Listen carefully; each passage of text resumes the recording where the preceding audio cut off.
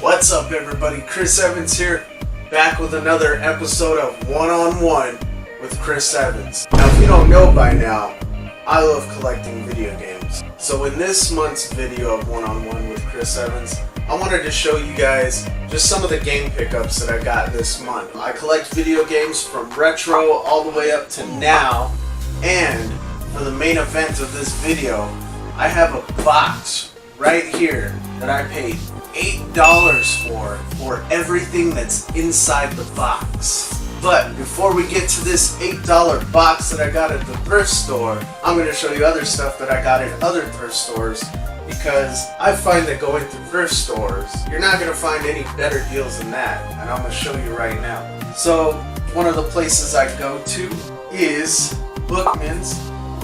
Sometimes their prices could be a little bit expensive, but overall they got some good deals. So starting with the Game Boy, I got Legend of Zelda Link's Awakening right there. Awesome game, probably one of the best games for the Game Boy. Really old school, love it, love the music, gameplay's fun as hell, love it. Next we got Tetris, also for Game Boy. Classic game. If you don't know what Tetris is, sorry man, can't help you.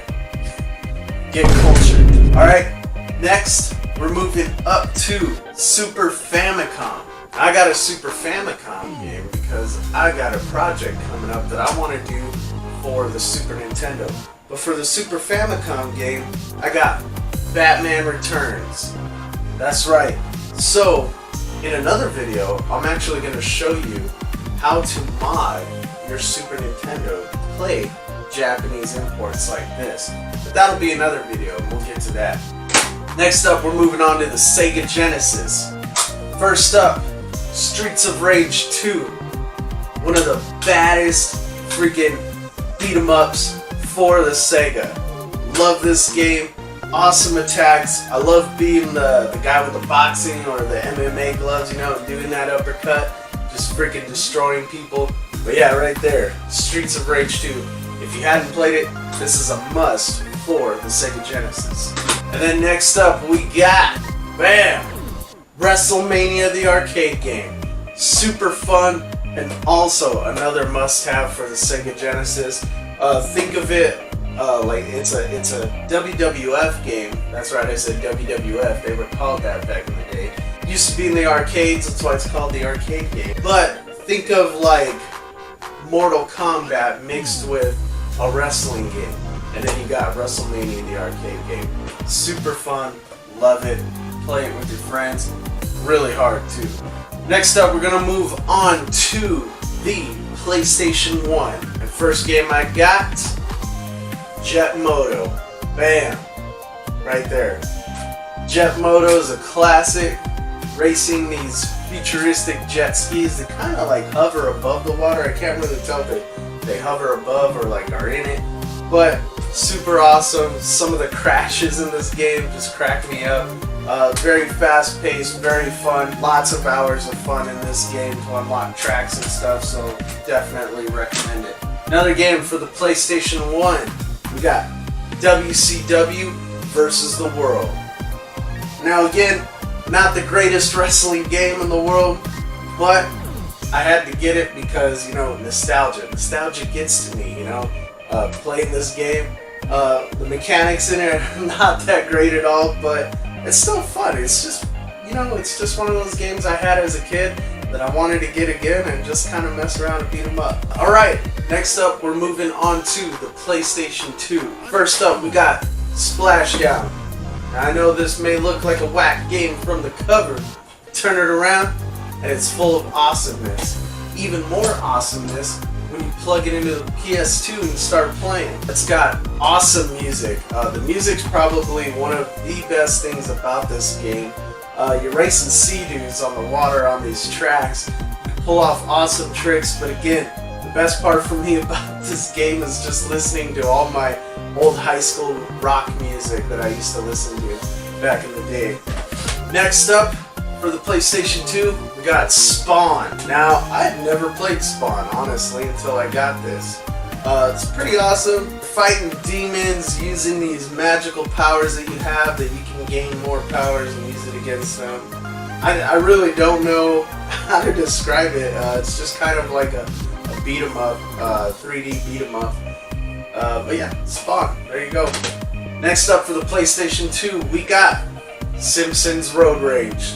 Simpsons Road Rage, now think of Crazy Taxi. If you ever played Crazy Taxi, then you've played Simpson Road Rage.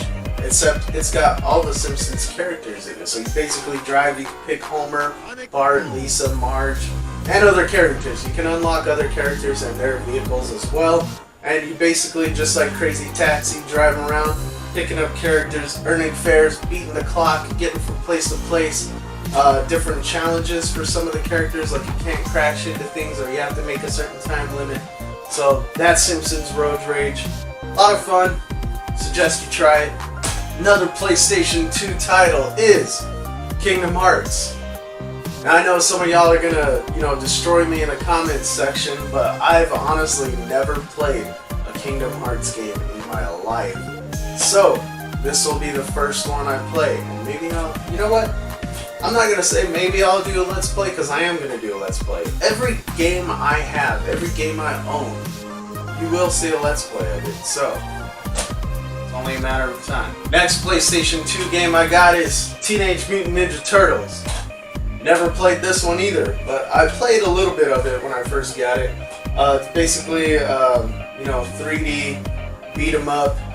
Really awesome graphics for its time. I like the scenery. Some of the platforming is really fun, but also another great game, so definitely look forward to playing more of that. Alright, moving on to the PS3. PS3 game I got is Time Crisis.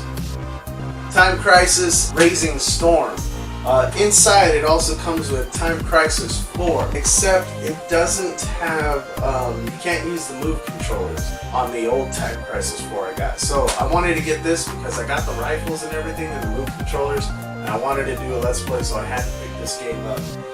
It also comes with Dead Storm Pirate. It's just basically the arcade. You've been doing arcade at the movie theater or anything, you'll see Time Crisis Raising Storm. Another fun game for the PS3, so I look forward to doing the Let's Play on that one too. Now, moving on. You know what? Before we move on to the main event, let's take care of my Patreon supporters, or supporter to be exact. So yeah, if you all don't know, I have a Patreon page, and if you donate $1 a month, I will give you a shout out just like this guy. So, thank you to Insanity U. I appreciate you. You're awesome. Thank you for your support. As you all know, all the money that is earned goes back into this channel, back to upgrading the camera, back to upgrading the lights, back to upgrading the computer so that I can give you guys the best content that you guys could possibly get on this channel. So there you go. If you don't want to support by pledging $1 a month on Patreon, hey, that's fine too. I appreciate you guys just watching the videos, commenting, giving thumbs up, sharing with your friends. That honestly is probably the best support you can give to me, along with subscribing and hitting that notification bell. That way you know when all my videos drop. Okay, now moving on to the main event of the video. So I went to a thrift store recently and I started rummaging through all their electronics and digging up all this stuff, and I found a bunch of awesome stuff. Awesome stuff. And basically the lady was like, you know what, let me give you a box and you can just put anything you want in there. I was like, cool, thank you. Went, grabbed up all the stuff I could, put it in this box. Well, all this stuff I thought was salvageable and I could work with.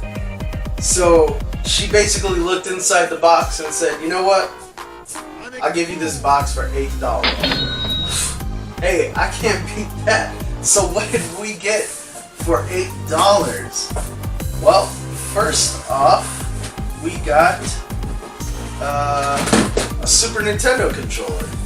And this Super Nintendo controller, surprisingly, is in very, very good condition.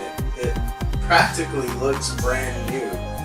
The buttons feel really great. It's not dirty really at all. It's got some parts in the wiring that's kind of cut, but hey, no big deal, you know. Hey, that's still a Super Nintendo controller that I got, so never go without a controller. Next up, I got a PS2 multi-tap for 4 players. A bit dirty, but looks pretty in good condition. I'm sure it works. I haven't tested it yet. Before I hook up anything to any of my consoles, I give it a super deep clean because I keep those consoles clean. I don't want to be sticking dirty stuff in it. So, PlayStation 2 4-way multi-tap. Next up,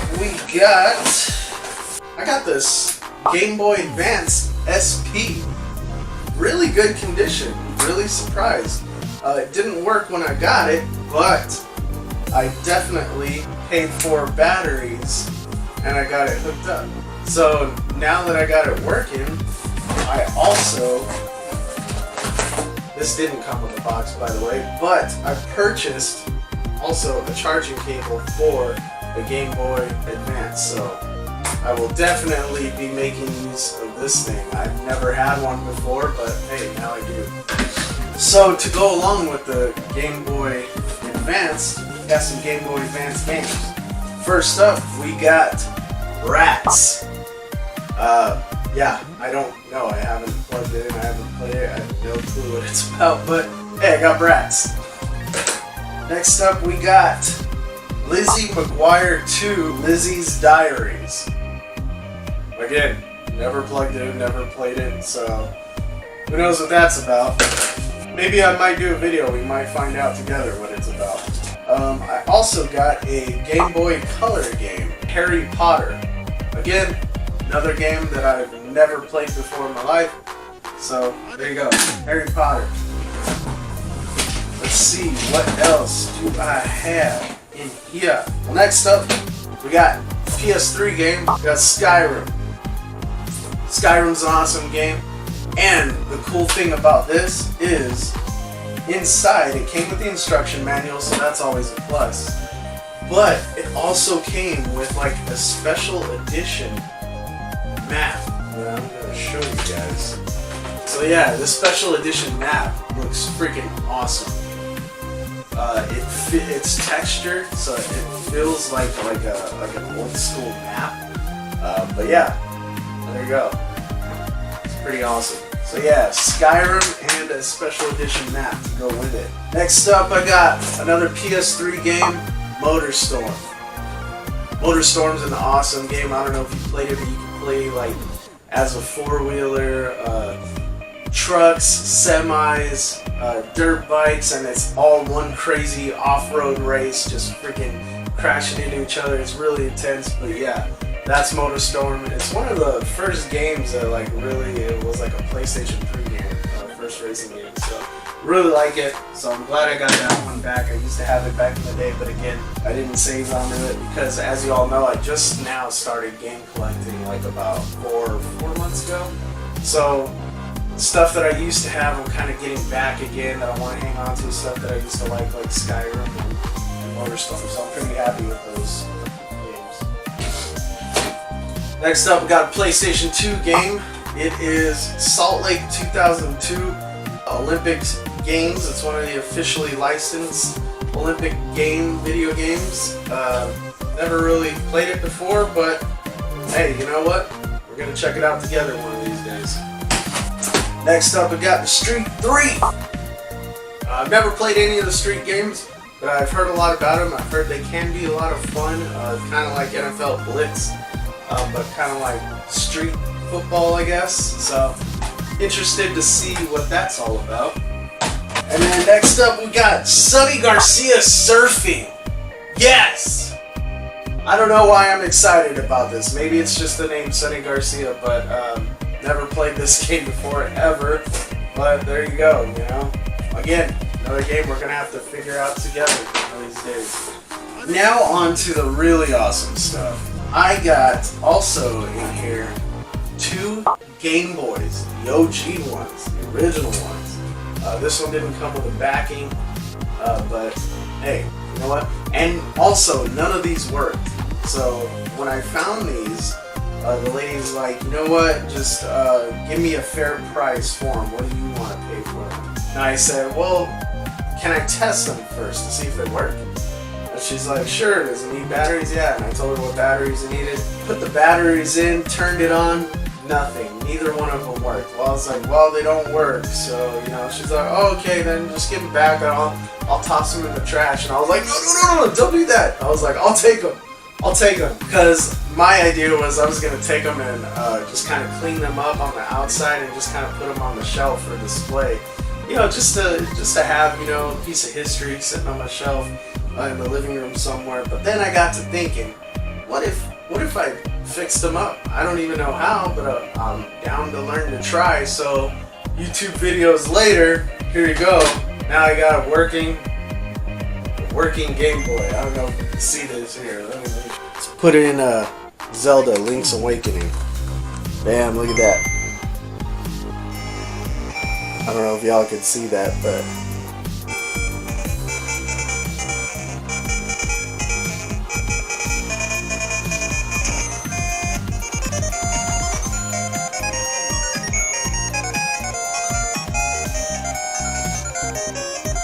how awesome is that? So yeah, I fixed up the Game Boy and got it working. I took it apart. Half the pixels on the screen were dead. It was yellow. This whole Game Boy was like yellow dirt. And oh man, when I opened it, it was like somebody had poured soda inside of it. Everything was sticky, gross, full of dirt. Just absolutely disgusting. Cleaned the hell out of this thing and restored the pixels in there and got everything working again. The speaker didn't work, nothing. Now it works like brand new. So with this piece of junk right here, I intend to do the same thing, except with this one I'm going to do a lot of modding to it. I'm going to keep this one OG the way it is, not going to do any modding to it. I think keeping a piece of history the way it was is very important to me. But with this one, I'm going to put a backlight on this thing. I'm going to make it glow in the dark. I'm going to do all kinds of stuff with it. Alright, moving on. Next up, we got not one, but two Sega Game Gears. Check them out. How awesome is that? Except this one's kind of in half right now because I'm in the process of restoring this one.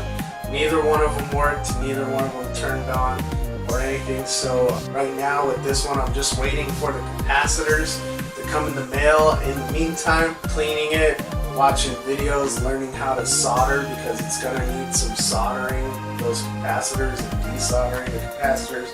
They're already on it. So I got a lot of learning and stuff to do with these, but hey, there you go. Gotta do it. But yeah, two Sega Game Gears. How awesome is that? And again, she was gonna throw them away because they didn't work, and I was like, no, I'm gonna keep those for decoration. But then, like I said, I just kind of got the urge to like, you know what? I know nothing about electronics. I know nothing about repairing or restoring or refurbishing game consoles or anything, but you know what? Hey, I'm always down to learn. So there you go, two Sega Game Gears. Oh, looks like I have more games in here. So another Game Boy Advance game, I got Barbie Diaries, High School Mystery. So there you go. I never played it before, but hey, I'm about to get it a shot. And I got a Sega Game Gear game that I also purchased. Actually, I didn't purchase it, it came with it. But yeah, it's Streets of Rage Part 1. So awesome that I got Part 2 for the Sega Genesis, and I got Part 1 for the Sega Game Gear. So a lot of great games, and that looks like that is about it for the $8 thrift store box. So if you got any thrift store stories where you found some awesome stuff like this, leave it down in the comments. Let me know about it. Let's discuss it. So until next time, thank you for watching this episode of One on One with Chris Evans.